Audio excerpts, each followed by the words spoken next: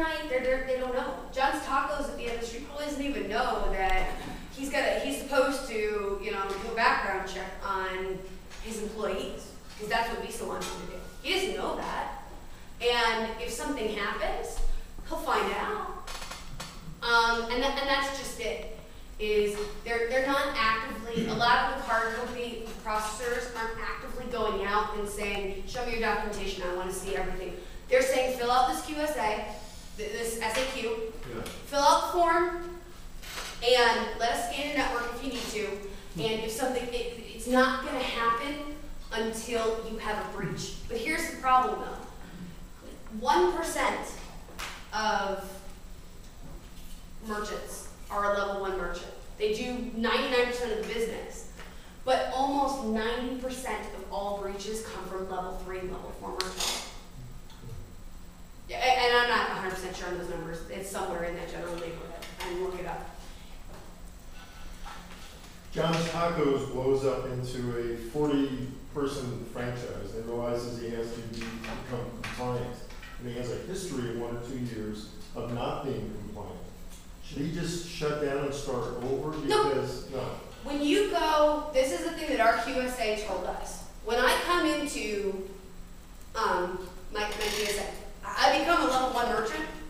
You hire this company that you're required to hire, that the relationship between you and that company, they can't rat you out that you weren't compliant. That they're there to help you. So everything that they tell you and they find is between you and the client. The only time that this becomes an issue is when you have a breach. So it's possible that you could, and I'm telling you, please don't do this, but it's possible that you can completely, you can lie on your SAQ. No, I don't ever take credit cards in the building. I use this thing over here, it takes it off site. I'm done. I pay my $20 a month to authorize.net. And if you never have a breach, no one's ever going to come looking. It's only if something happens. If someone finds out that your site's vulnerable or your store is vulnerable, then you have problems. Right, and as you said, it's the day of the breach. So if you were scanned for 2 years, but then you cleaned up your app and got 40 employees, you're good. You're good because who cares? Right. It didn't happen. Right. I'm just thinking like in the medical industry, if you fill out a form and something happens, they'll find an excuse to not pay you an insurance claim because 2 years ago No, that's not something PCI. happened you didn't Yep, report. that's not PCI. Okay. PCI requires the day of the breach. Yeah. That is their statement is the day of the breach, were you or were you not compliant? Were you or were you not responsible? And that's what they're looking for, and whether you're responsible. I don't know how it works, but I have 2 clients on Media Temple, and they scan their system, and it's not compliant, and there's nothing that they can afford to be compliant, so they pay a penalty knowing that they're not compliant.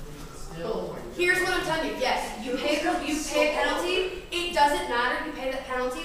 They bring the forensics team in. You have a breach. It's your fault. You still have to now meet the compliance standards of a level 1 merchant. You meet the compliance, a level 1 merchant requires a QSA does everything. Millions of dollars.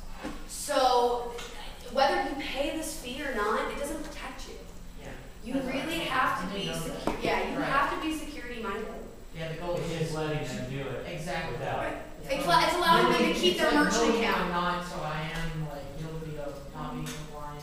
But the whole goal is to move to compliance. Exactly. Wow. It means that authorize.net, they're going to charge you a fee because you're not compliant, Yeah. with the understanding that you're working towards getting compliant. But like, how did they just, they weren't breached, so like, the bank, because most of these clients, like, they go through their banks, because traditionally they start in a traditional setting, and they go to their banks to get their credit card swipe and all that, everything's through the bank, and they go to the bank and they're like, well, I want to do processing online, and everyone pretty much goes through authorize.net. And so does authorize.net like prod the bank saying, hey, we need to check and make sure that people are scanned and Authorize.net requires, authorize.net, you have a merchant account via authorize.net. I know for a fact that they say, hey, you have to be compliant, and they give you tools. They have a contract with First Data, that does network scans and stuff like that. But they're telling you, you have to be compliant. And if you're not compliant, even if you didn't have a breach, we're gonna charge you a fee. You have a breach, you're responsible. And that's what they're basically, that's the piece that they're not emphasizing enough, is that if you're not compliant and you have a breach, you're responsible for it.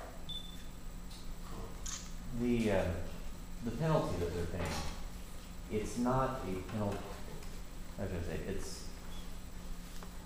it's not that paying the penalty makes it okay. No, it's not. The penalty fee is supposed to be motivation. It is, yeah. No, that's a good justification Right. for it. This is capitalism. That's just Right. trying to No, save you- pocket. That's no way. They might pay for that to do the investigations and turn you into somebody so you get fined for stuff. But you Well, know, there's you no, do some they bad can't drugs. technically fine you. Well, they can, but the credit card company Well, can. it's like you And they find- can Well, just say, yeah, oh, They can't there's some find people you, you they know. cannot find you unless you were attacked, they can revoke your privilege to take credit. And the Right, banks can yeah, just that's say just you're it. If you refuse to become compliant, they're just gonna take your merchant account away from you. I mean, that's honestly what it comes down to it. They're just gonna say, we're not doing business with you anymore. It's becoming, it is definitely becoming more expensive to do e-commerce. Or commerce in general. So is cloud-based commerce solutions like BigCommerce.com, is that totally protect me, you know? because nothing's- Like what?